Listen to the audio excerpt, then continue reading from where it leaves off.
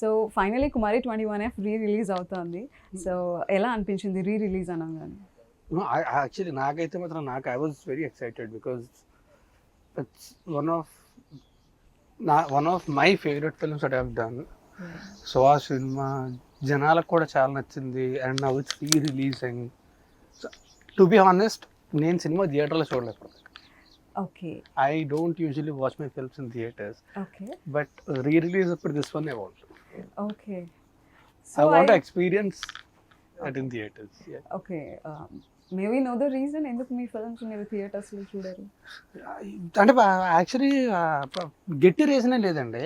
నేను అంటే నాకు సినిమా అంటే సినిమా ఒక్కసారి అయిపోయిన తర్వాత రేపు పొద్దున్న రిలీజ్ అంటే ముందు రోజు night I will try to get disconnected from the film. Okay. ఎందుకంటే I don't want the result to effect me. Okay. So whether it's good or bad, so అంటే మా ప్రయత్నం అంతా మేము చేయిస్తాం. We given our best. Now it's up to the audience.